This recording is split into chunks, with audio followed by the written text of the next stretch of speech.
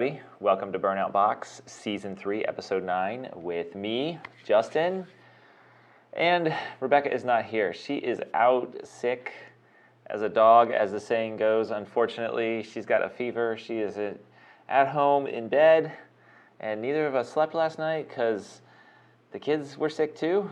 So it's one of those interesting days. I don't usually complain about sleeping because we do have 6 little kids. But it's definitely a lot tougher when they're sick. So I am here, and we're going to do Burnout Box. We had a really good weekend at the track last weekend. It was the inaugural, shouldn't say that, I should say first race of the season for NMRA. It was their spring break shootout. There was a good turnout of racers and spectators and fans, and we got to stop by the Freedom Factory on the way there. So Friday we rolled in and we had some fun at the Freedom Factory. Got to see the VMP Gen 3R slapped onto Neighbor and check that out in person. And Cletus also drove our GT500 that we're partnered with Jokerz Performance on, which has his ported blower. So it was an exciting weekend that we'll not soon forget. We have any questions or comments coming in, Brian? Yes, we got one guy. We never did a mic check. Can you guys hear me all right? Yeah. Good. Okay.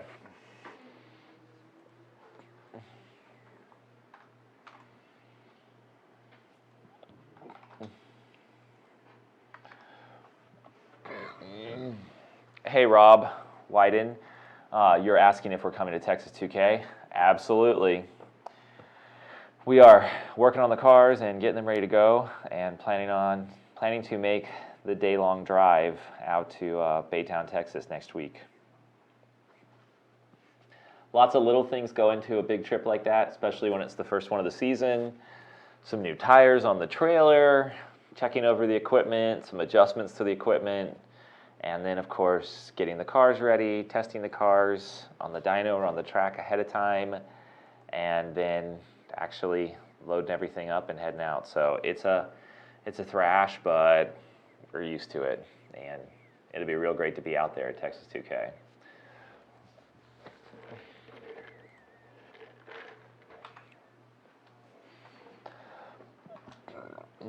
Brandon Cormier says, looks and sounds great on YouTube.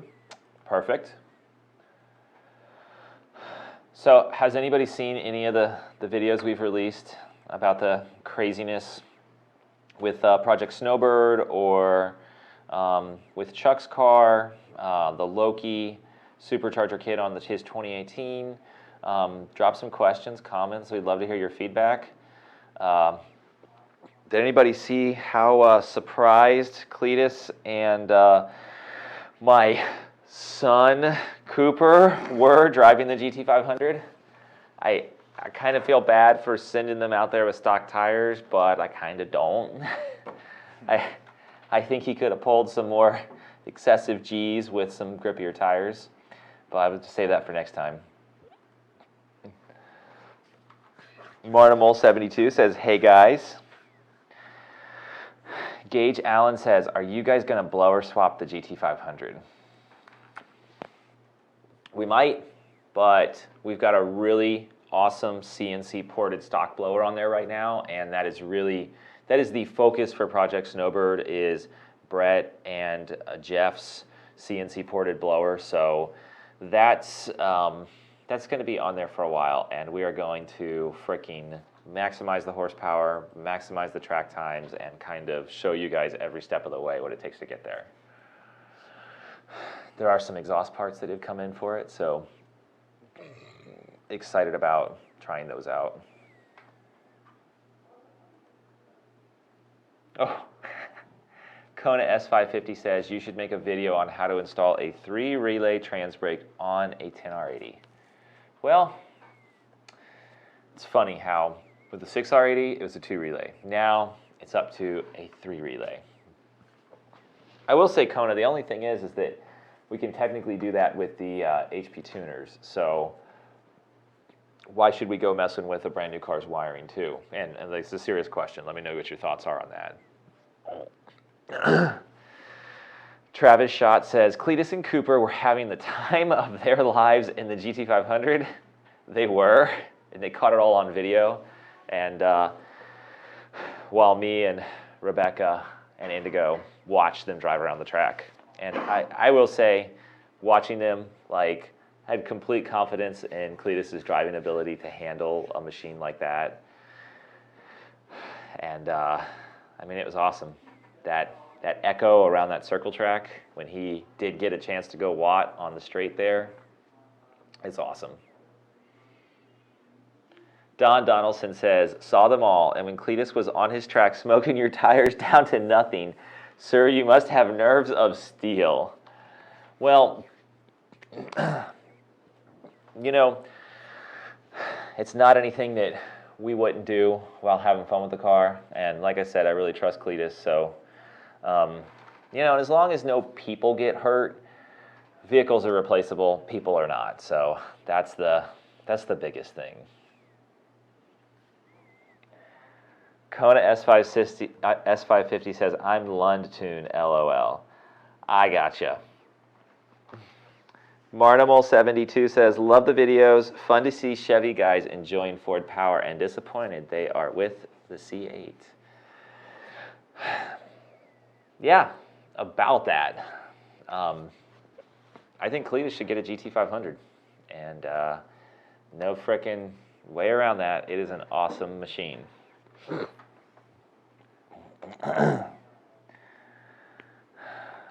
Brandon Cormier says, on the F-150s, have you thought about putting 2 triple pass coolers, one in Roush location and a second in front of the radiator? Thoughts? So, you mentioned Roush, Brandon.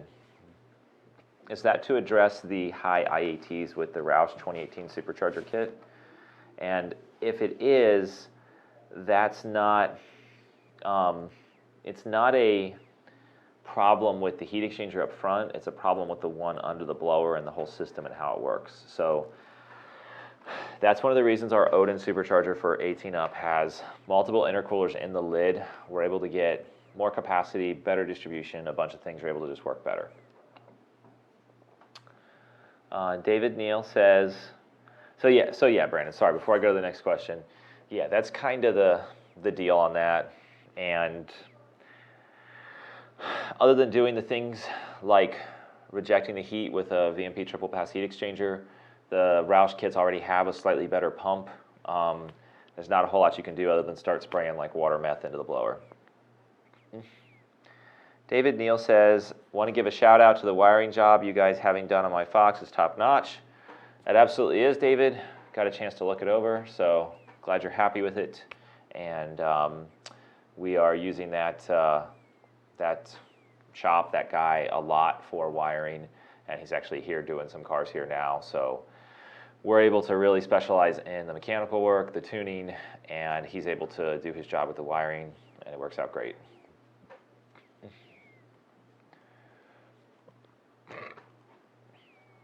Gosh, you guys were throwing the questions at me pretty good. Now they've slowed down. Oh, here it comes. Travis Schott, wouldn't be surprised if Cletus were to get one and do similar mods to what Project Snowbird has done to it. Yeah, I'm going to have to chat with Cletus about that, you know. So, Slab Shack Records. Are cammed GT500s tuned to drive pretty drivable without a bunch of bucking and have a twin blade throttle body? So, Slab Shack, Joe has actually spent a lot of time perfecting the cammed GT500 tuning because we do a lot of them here, and that's given Joe the opportunity to get his hands on a lot of different cars. You use a lot of different things within the calibration to control that. Dash pot logic, idle airflow, spark, drive-by-wire, and you know, to me, I try to explain things in words and ideas that are really down in ones and zeros and numbers in the computer. But you're trying to get this real clean transition off of idle with a camshaft that has grossly reduced torque and efficiency at idle. Because Factory camshafts are designed to be very efficient, burn all the fuel. Aftermarket camshafts are big and lopey and make a lot of horsepower. So you calibrate for this and you get it to work. The only thing that happens is that idle and low speed stuff is still going to be a little bit rougher. You're going to need to slip the clutch a little bit more and get above 1500, 2000 RPM. Don't try to drive the car down around 1200, 1500. You can't lug a cammed car like you do a stock car. And it's just kind of a natural thing because your low speed efficiency and everything is down, your overlap is up, and you deal with it. But to answer your question, they're pretty darn drivable with a good tune and modifying your driving style ever so slightly. John Hartman says, it looks lonely up there. Yes, I am missing Rebecca, and I'm going to go home and take her a Slurpee type drink from Dunkin' Donuts, she says, does them now. So, Brian, you seem like you know what I'm talking about. Not okay. Not a Dunkin' Donuts. I texted Rebecca and I said, is there anything I can bring you? Food, drink, whatever. She's like, I just want a Slurpee because I think her throat's burning and I think she just feels like junk. So yeah, I'm gonna take her one and hope she feels better this evening or tomorrow. Because next week we got some racing to do. Oh my gosh, my mother-in-law's watching. And for any of those of you that have followed our social channels, she has the 4-door Jeep Wrangler that is getting a supercharger. So it's all shined up, cleaned up, and it's going to be ready to make some horsepower soon. So yeah, hey Cindy, hope my boys and hope Ray and the dogs are doing good on you guys' travels. Ariel Selena says, hey Justin, see you at Texas 2K. We'll probably be there on Wednesday for TNT. Awesome, Ariel.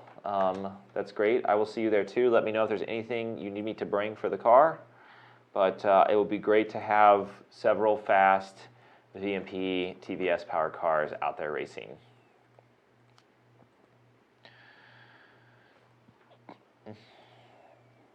Brandon Cormier says, Matt Casati, which is one of our tuners at VMP, is finishing up a tune on my 2018 F-150 Roush supercharged truck. Highly recommend for all 10-speed trucks. Helped tremendously with the Ford Logic. Thanks, VMP.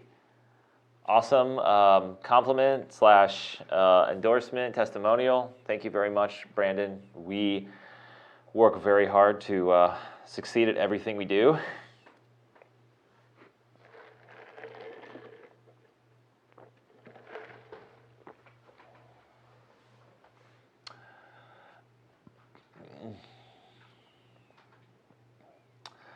So the GT500 Project Snowbird ran a 10-1 at over 140 miles an hour at Bradenton last weekend. There were several other new GT500s being out there being raced. There was Ken's. There was Sam from Coastal Dyno, which has the same ported blower as us, done by Jokerz, but has exhaust, full exhaust. So his makes more power. It trapped about 4 to 5 mile per hour higher. I think we're going to see huge gains from long tubes, somewhere in the range of 50 to 100 rear wheel horsepower. We're actually doing some EGT testing on exhaust temps with the car and stock exhaust before we modify it, so we're going to learn about that as much as we can. And that's just going to basically support us tuning it, racing it, making horsepower in a lot of different configurations, because not every customer is going to want to do exhaust.